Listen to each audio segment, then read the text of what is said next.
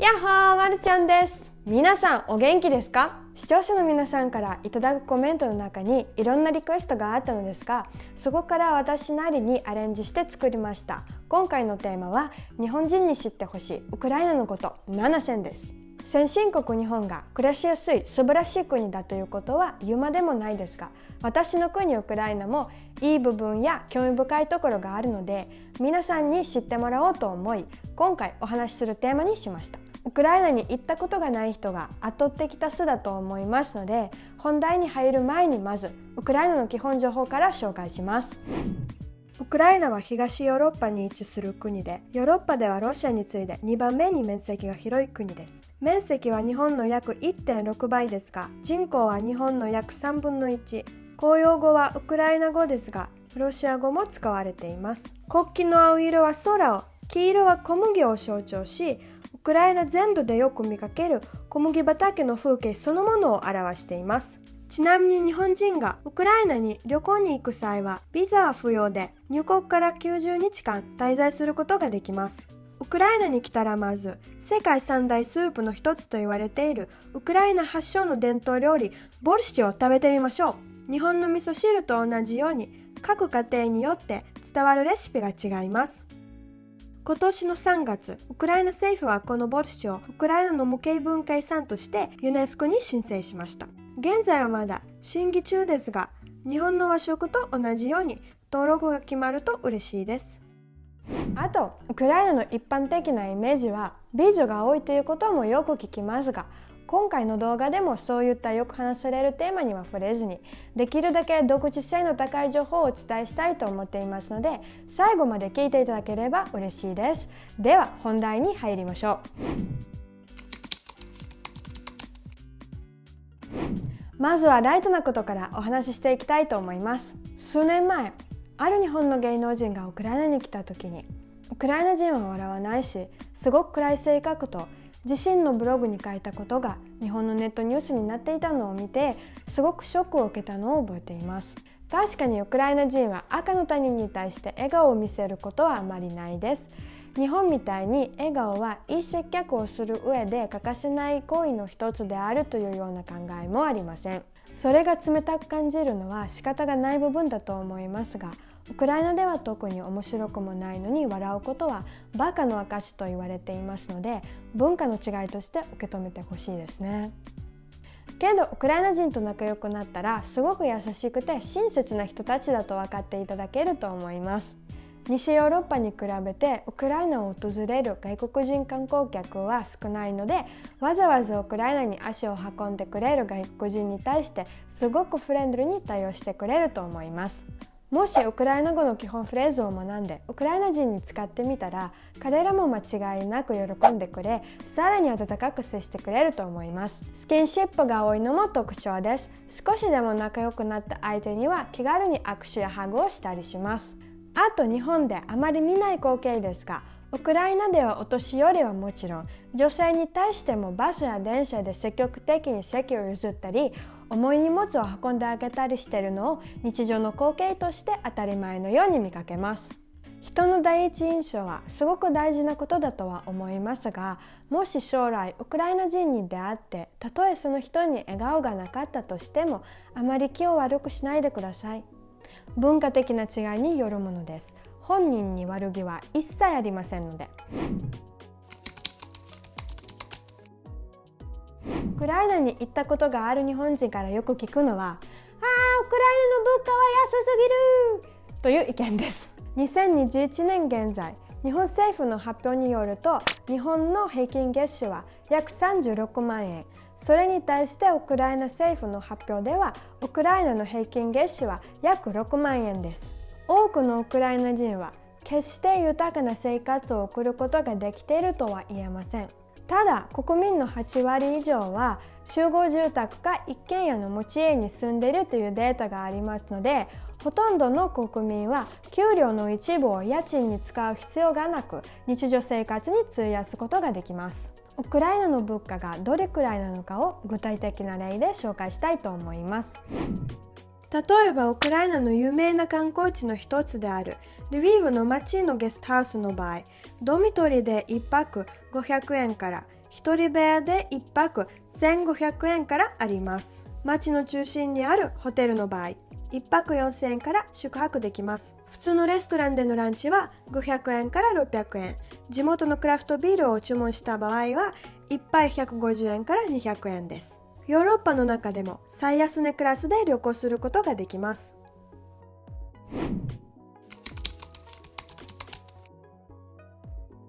何世紀にもわたってウクライナはヨーロッパの穀倉地帯として知られてきました。世界で最も肥沃な土として知られるチェルノーゼム、農作物を育てる上で最高品質の土壌ですが、なんと地球上に存在するチェルノーゼムの約4分の1がウクライナの地にあります。この地球上にある土はたった12種類しかないことを皆さんは知っていましたか？これら12種類の土の中で最も豊富な栄養を含んだチェルノーゼムがウクライナの農業生産を支えています。ウクライナの食料生産量はさまざまな食品カテゴリーにおいて国内消費を上回っており、穀物の食料自給率に関しては 245% に達し、収穫量の半分以上を輸出できる世界でも数少ない国の一つです。世界で再びコロナウイルスのようなパンデミックやその他の大規模な災害が起きて世界で食料の輸出入が滞ったとしても、ウクライナ国内の食料難を回避することができます。また近年の世界人口の急増により地球規模での食料不足が徐々に深刻な問題になってきていますので、各国が自給自足できることがとても大事な課題になっています。昨年2020年度の日本の食料自給率が今年8月に農林水産省より公表されましたが、生産額ベースでの食料自給率は 67%、カロリーベースだと 37% しかなく、輸入に大きく頼っているのが現状です。昨今、さまざまな理由により地球環境が変わってきていますので、そう遠くない未来に人類にとってさまざまな試練が待ち受けているのではと心配しています。国内景気を回復することや国の安全保障問題に力を入れることも大事かもしれませんが、国の食料自給率を上げていくことも日本の喫緊の課題であると感じています。お金でお腹を満たすことはできませんからね。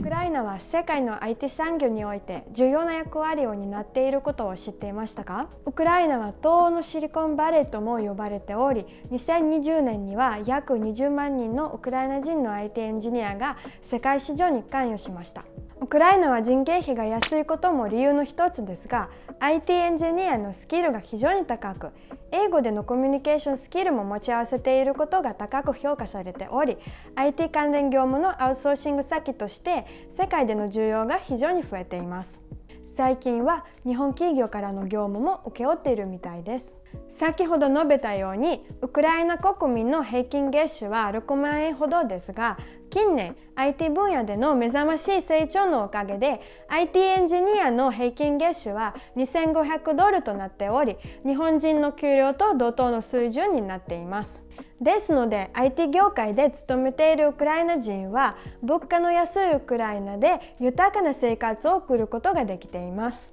そのため IT 業界はかなり魅力的な職業になっており、ウクライナの多くの若者がそこでのキャリアを目指しています。私の親戚や友達関係にも IT 業界で働く人が増えています。IT 分野において優れた人材が豊富にいるウクライナだからこそ、政府レベルでも IT の技術をどんどん導入しています。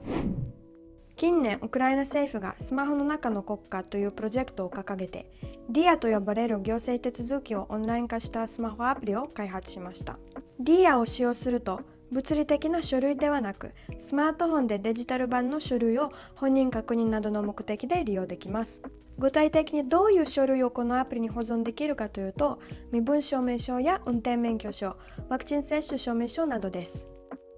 また DIA を通じて eBaby、オンラインでの企業の手続きおよび個人事業主の登録、税金の支払いや確定申告の提出、住民票の移動などの手続きをアプリで行うことができます。2024年までに行政手続きの 100% を DIA に移管する予定ですので、すごく便利になりますね。日本は市役所に足を運んで申請書類を直接記入して番号札を取り、自分の順番が来るまで待つというアナログな方法ですので、もうそろそろデジタル化を進めてもいい時期なのではと私は思うのですが。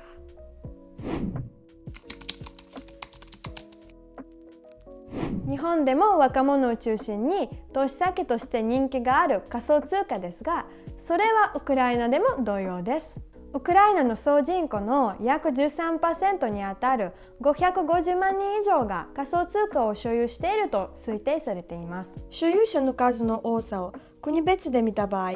インド、アメリカ、ロシア、ナイジェリアなど世界で比較すると9番目に位置していますが、人口に対する割合は世界で一番多く、仮想通貨に関心が強い国民であるということが言えます。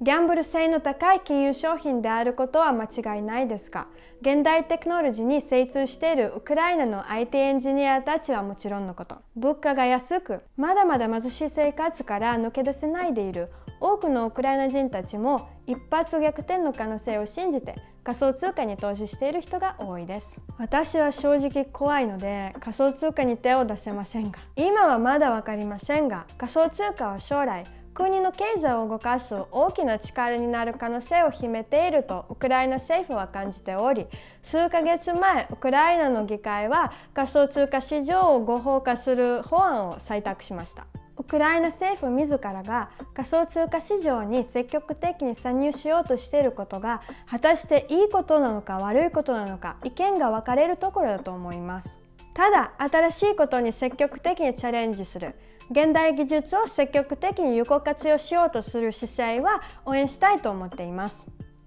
やはり経済的にも軍事的にも小さな国は多少リスクを覚悟してでも積極的に先手で動いていかなければ、いつまでたっても大国に追いつくことはできないし、国際的な場での発言力もなければ、これからもずっと大国に依存し続けたままだと強く感じています。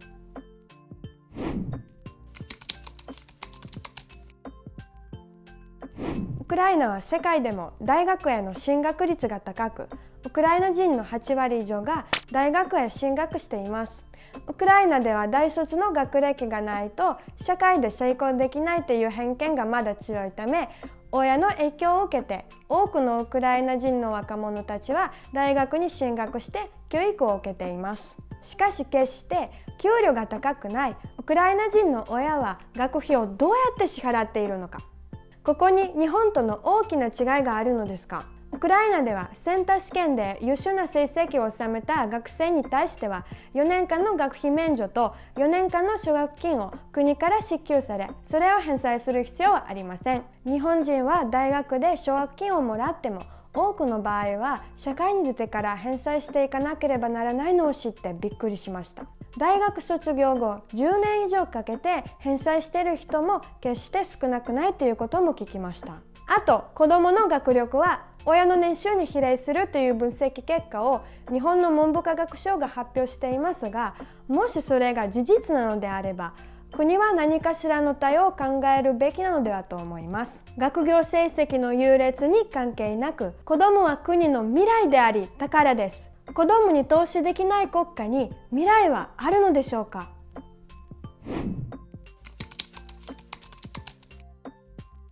ウクライナという国は多様性があり、地域によって独自の色を持っています。ウクライナの歴史を振り返ると、ウクライナという国の元となる国家キエフ・ルーシが他国からの支配により壊滅して以降、私たちウクライナ人の祖先はさまざまな国に支配されながらさまざまな民族と共に暮らしてきました。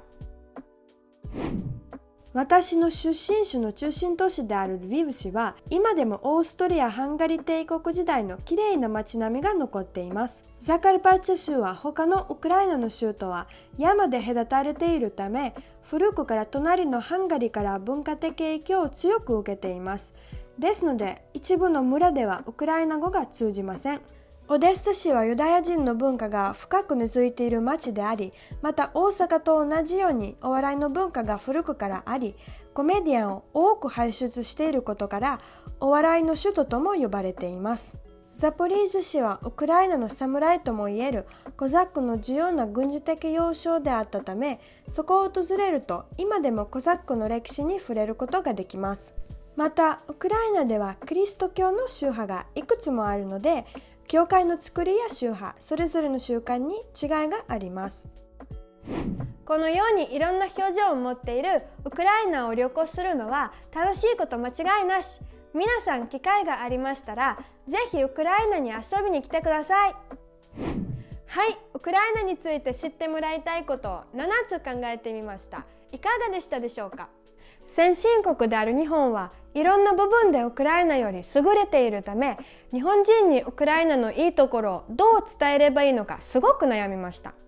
皆さんに少しでも面白いお話ができたのであれば嬉しいです。今後も頑張って動画を作るためのモチベーションになりますので、いいねやコメント、そしてチャンネル登録をしていただけますとすごく嬉しいです。よろしくお願いします。それでは次回の動画を楽しみにしてください。ではまた。パパーン。